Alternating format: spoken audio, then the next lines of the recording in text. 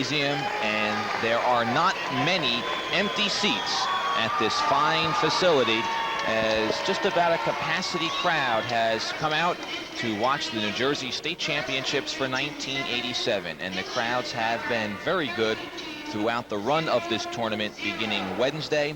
There was a break on Thursday. Last night, the quarterfinals. This morning, the semifinals.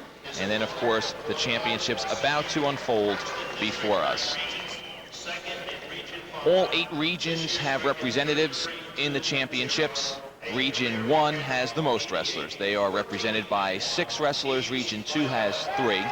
Region 3 has just 1 wrestler. That is Larry Guarino from Union. Region 4 represented by 3 grapplers, and the other 4 regions.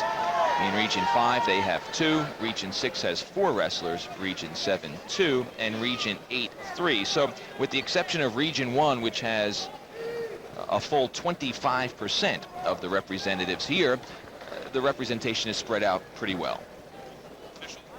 4 officials will be working the finals, 2 for each match. The 4, Ernie Zuberer, Dick Mataranti, Dan Mahoney, and Joe Dorillo, and they represent all the regions of the state. Ernie from way up in North Jersey at Wayne, Dick Mataranti hails from Union, Dan Mahoney out in West Jersey at Clinton, and Joe Dorillo, a resident of Marlton, down in South Jersey. There's Ernie Zuberer. He will be working the first match along with Dan Mahoney. And we are just about ready for the 102-pound championship. It'll be Steve Rivera from Manalapan, and he'll take on Rob Hoelke from Washington Township. Rivera, the number 1 seed. And Hoelke comes from the other draw. And the announcement now being made to the crowd for the start of today's 102-pound championship. And we are just about ready. Jerry Saxel. Steve Rivera, senior, experienced wrestler, 4 years. Rob Hoelke, again, good-sized wrestler, a junior coming out of Washington Township. Again, sometimes the whole day can be set by the way the first 2 wrestlers go at one another out here in the first weight class. And the first of 12 championship bouts is underway.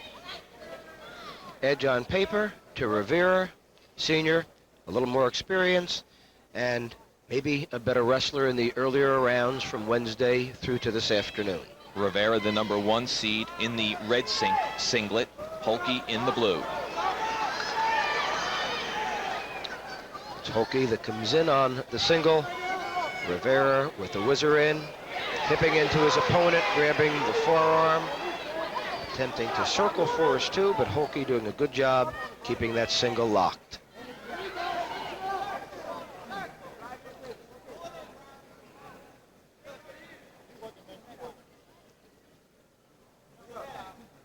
After the crowd was animated for the introductions, they have settled down into a quiet anticipation.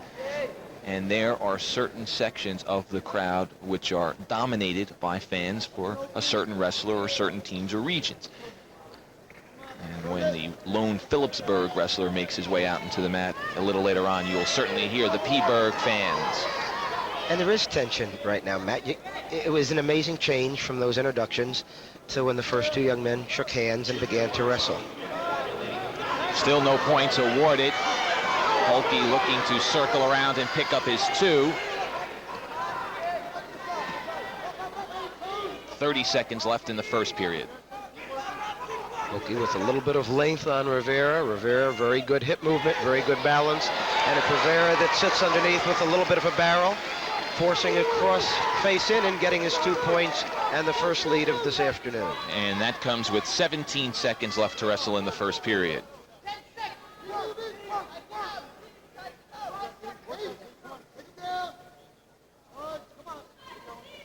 And time will expire here in the first period.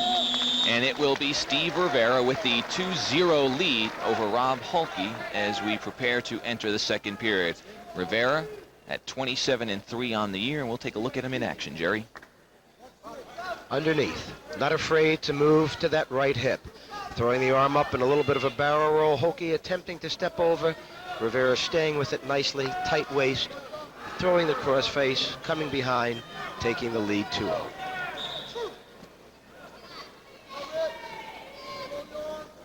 Rivera throughout the tournament has not been content, Matt, to ride, and I'm glad I just said that because he's just tilted his opponent for 2 points. He's had a lead. He's not been content to stay just with that lead.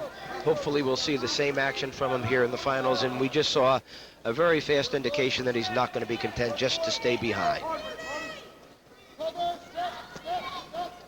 Rivera had a first round bye. That was in the preliminary round. And in the pre-quarters, he defeated Nelson Cruz, then came away with a victory in the quarters over Bob Aceto, and in the semifinals defeated Region 3 champion Dorian Ritchie to advance to this stage. And right now he has a 6-0 lead over Bob Hoelke. Beautiful control on top. Very, very fine balance. Has given up some points in the tournament to get more points. And again, we're going to see this tilt all day unless Rob Hoelke can free that arm and come out. And if that tilt continues the way it has, we're going to see a technical fall begin to build up as we enter the third period. Well, it's 9-0 now with 47 seconds left to wrestle. And he's looking to put Hoelke on his back and pick up a couple of more points. A nice arm bar, far wrist lock, a beautiful walk around the head by Rivera, and a fall in our first weight class. And Steve Rivera of Manalapan captures the 102-pound championship. And the crowd, which was quiet throughout most of the match, applauds, congratulating Rivera, who goes leaping into the arm of his coach.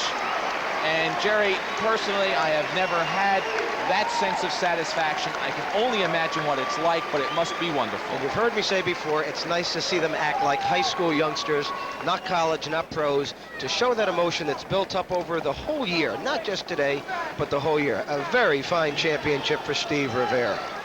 Ladies and gentlemen, Jerry Saxel does know what it's like to capture a state championship. In 1955, the wrestler from Springfield Regional, now known as Dayton Regional High School, was the 106-pound champion. And I think